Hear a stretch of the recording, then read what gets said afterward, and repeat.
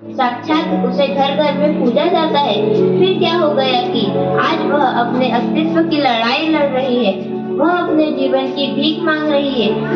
प्रणाम सभी श्रोताओं को मेरा प्रणाम। मैं मीरा, इस देश की बेटी। इस देश में बेटियों को कन्या कहा जाता है।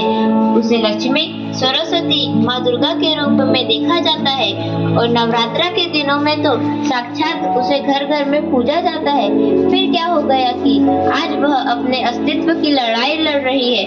वह अपने जीवन की भीख मांग रही है। अरे, बेटी तो हर घर की शान है, उसी से घर में रोशनी है। बेटी तो घरों को जोड़ती है। तो आइए, बेटियों के सम्मान में हम एक नाटक प्रस्तुत करने जा रहे हैं, जिसका शीर्षक है बेटी बचाओ बेटी पढ़ाओ। मीरा, ओ मीरा, तुमने मुन्ना को कहीं देखा क्या? पता नहीं सुबह सुबह कहाँ चला गया।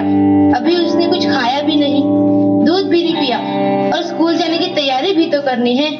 नहीं माँ, मैंने तो मुन्ना को नहीं देखा। मैं तो सुबह से बर्तन ही धो रही हूँ। माँ, मुझे भी स्कूल जाना है। मुझे पढ़ना लिखना बहुत अच्छा लगता है। मेरा भी दाखिला स्कूल में करा दो ना माँ।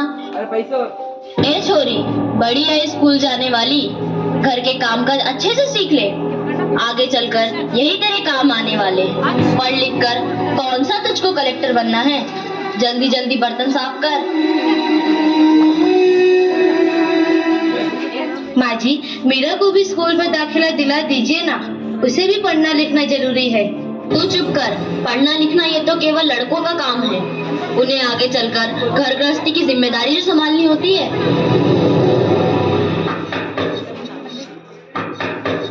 अरे, क्या हो रहा है?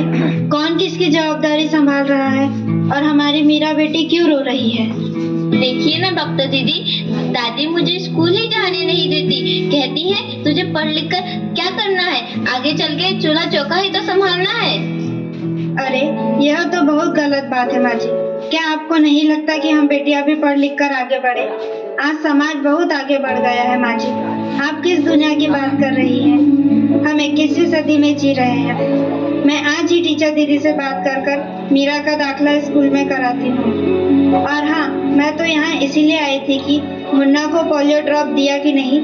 जगह जगह इसके कैंप लगे हैं। अच्छा हुआ बहन जी आप आ गए। अब मुन्ना को पोलियो ड्रॉप भी दे देंगे और मैं इसे स्कूल भी पहुंचा दूंगी।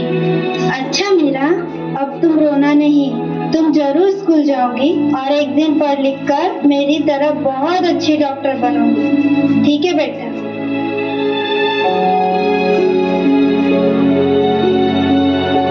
बहू, जरा एक गिलास पानी तो लाना।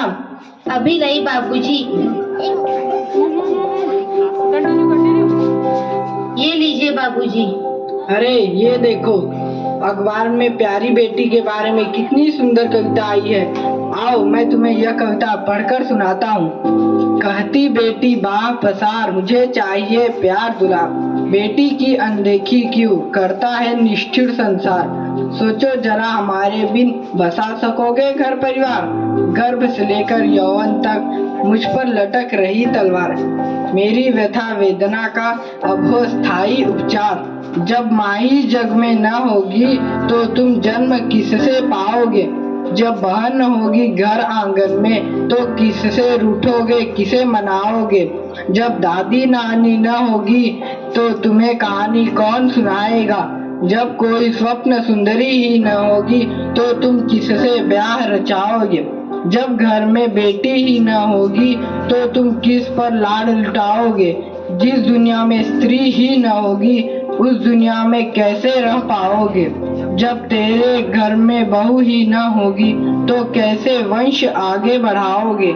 नारी के बिन जग सुना है, तुम ये बात कब समझ पाओगे। हाँ तो भाग्यवान, कैसी लगी यह कविता, है ना मजेदार? काहे की मजेदार कविता मुझे नहीं आई पसंद। अरे कोई घर में है क्या? आइए आइए टीचर दीदी, हम आप ही का इंतजार कर रहे थे। हाँ, जरा मैं कुछ दिनों के लिए बाहर चले गए, इसलिए यहाँ नहीं आ पाई। डॉक्टर बहन जी कह रही थी आपने मीरा का अभी तक दाखिला नहीं कराया। ये तो बहुत होनहार छात्रा है, हमेशा अच्छे अंक लेकर उत्तीर्ण होती है। हाँ, मैं भी तो यही चाहती हूँ कि मीरा स्कूल जाए, खूब पढ़े, और मेरी यहाँ सुनता कौन है। हाँ हाँ, खूब पढ़ाओ लड़की को और बाहर भेजो। जब कुछ गलत सलत हो जाएगा ना तो मुंह छुपाने की भी जगह नहीं मिलेगी। अरे माँ जी, आप कहाँ की बात कहाँ लेकर बैठ गए। मीरा को 10वीं तक तो पढ़ाई पूरी कर लेने दीजिए, आगे की पढ़ाई के बारे में बाद में सोचेंगे। हाँ टीचर दीदी, हम मीरा को अवश्य स्कूल भेजेंगे। मैं उसे मेरे जैसा अनपढ़ नहीं रहने दूंगी, उसे खूब पढ़ाऊंगी। कल मीरा को तैयार रखना, मैं उसे लेने आऊंगी। क्यों दादाजी, सही कहा ना मैंने? हाँ हाँ बेटा, बिल्कुल सही कहा। मैं तो कब से कह रहा हूँ कि मीरा को भी स्कूल जाने दो। प्रणाम दादाजी। प्रणाम बेटा।